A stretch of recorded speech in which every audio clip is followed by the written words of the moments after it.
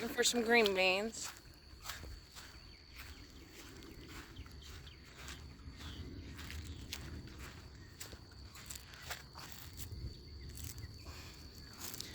Easy trick for those that have an electric fence and need to cross it, because this is hip height to me. So we're gonna take a stick down for short people. We're gonna cross it. All right. So the corn is doing amazing. Getting pretty tall. I actually have tassels. Got some cobs forming on there, and even the corn areas that we had to like replant where we had some spaces and stuff, you can see they've done really good and kind of everything's popped up now. But we got lots of weeds we gotta get rid of. And as you can see, the collard greens and the turnip greens are a little worse for wear right now because we have put away over a year's supply of preserved collards and turnip greens where we can them, or even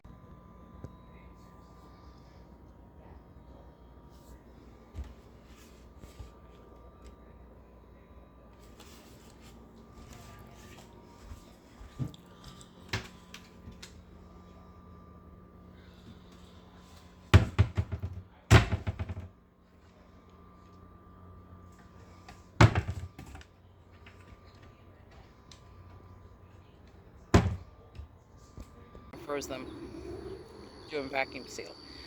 And so I haven't really came out here, and as you can see, some of them really got eaten up pretty good.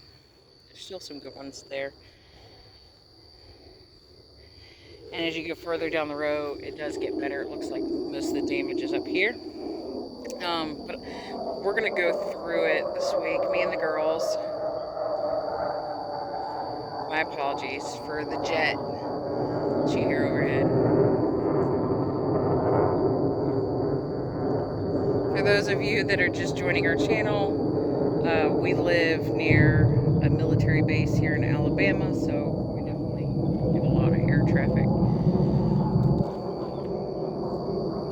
So, with that being said, me and the girls, we're going to come in here and we're going to clear up these 2 rows of collards and turnip greens. Get them all weeded out, and then I'm probably going to come in here with some Dawn dish soap and some eggshells. Put the eggshells down so that way anything crawling across the ground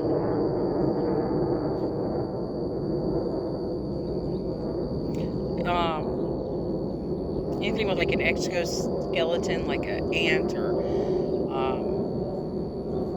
any kind of like worm type creature, you know, they crawl across, it's going to cut them. They're not going to be able to crawl past it. And then we'll do the Dawn dish soap treatment, everything, get anything off the leaves. All right, so with that being said, we're going to go over here to the potatoes. So as you guys can see, we actually went through here, we hilled all of them really good. They're now, the tops are dying back, so we're going to be able to pull up the potatoes, see how many potatoes we've actually gotten out of that. And then since we're in June, early portion of June, we should be able to replant and get another crop of potatoes.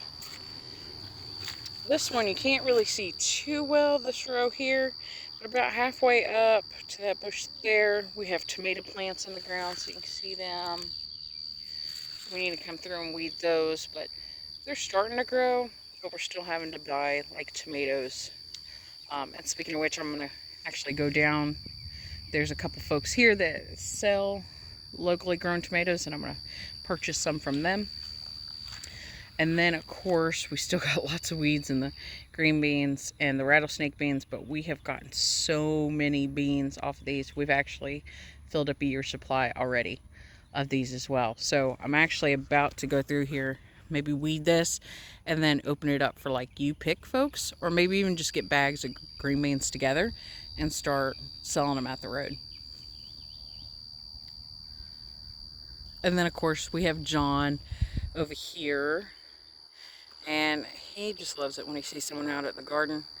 He's waiting right now anyways, till he can get his share of green beans.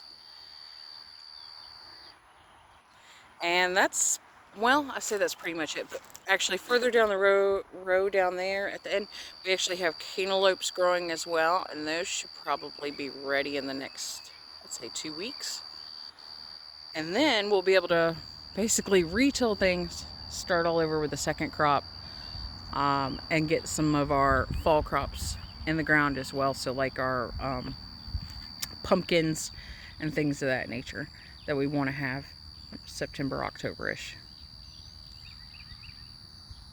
All right, so I'm gonna turn it off for now, and I'll bring you right back when we get over to the shop/barn, and we have a couple of updates to show you over there as well. You want some green beans?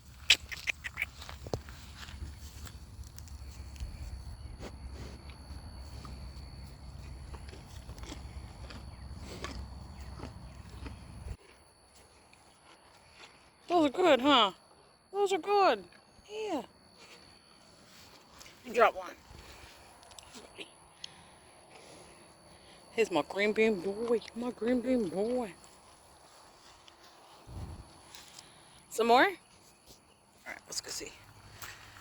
I just pulled a couple of this first plant here. See, we still have more.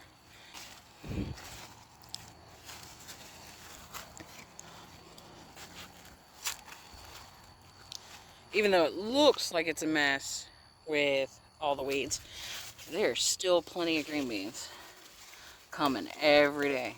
And they're big. Look at these. And just on this one green bean plant. And then you can just imagine how many there are going all the way down those rows.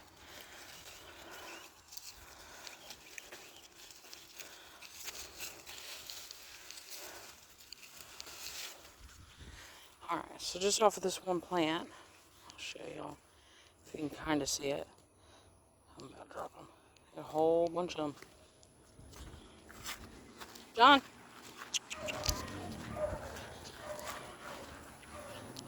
Green beans, buddy? Yeah. See, he's a smart cow. He just waits at the edge of the garden and gets his green bean munches on.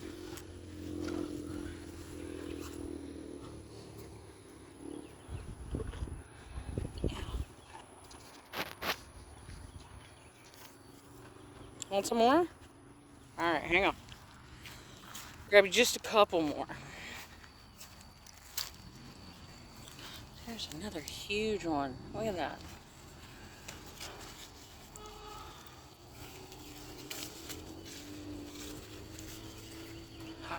Couple more, buddy. John?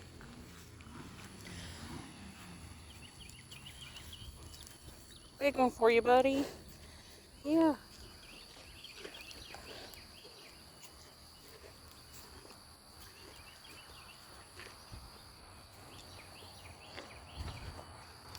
There's a good boy.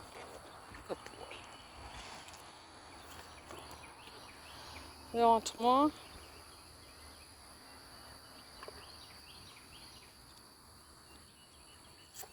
Yeah. Always more. And he'll even eat the rattlesnake beans too. And he likes turnips. Like the actual turnip itself. So that works out because most of us, you know, I put some in the turnip greens when I can them. But the majority of the time, the turnips end up just going to him, mama cow, or the horse. Really, the horse doesn't care for them too much. But John loves them. He's a smart man. He waits by the garden so he can get his all-you-can-eat salad buffet. Hey y'all, it's Danielle here. So I know I promised to bring you back live once we got to the shop/barn and show you our next biggest update, our biggest surprise here on the farm. So I'm going to turn you around real quick and show you our news. There is Mama, dear, and there is her new little baby boy Burger. Isn't he just a cutie? And he looks just like her this time. He's super sweet, he's healthy, he's doing good.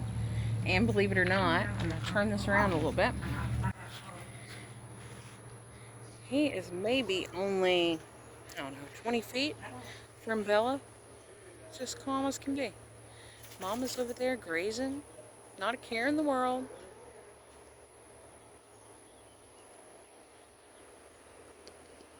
And you know the craziest part is when Deer was actually giving birth, she was maybe just a few paces over this way and maybe 25 feet from Bella. And you would think that with her being a livestock animal and Bella being a herding dog that, you know, she would find a problem with that or she might be uneasy. But I honestly think she found safety or comfort in it because she went through the whole birthing process about 25 feet from Bella, and didn't have an issue. And at times I'll come out here and I'll actually find her and Bella or Honey Bun and Bella nose to nose. And it's crazy because it's like they're best friends until we ask Bella to maybe herd one of them. And then Bella will go right into doing her job. But then, you know, next day, the animals will be out here like they're besties. So I find it a little crazy, but isn't it beautiful just how like nature works together?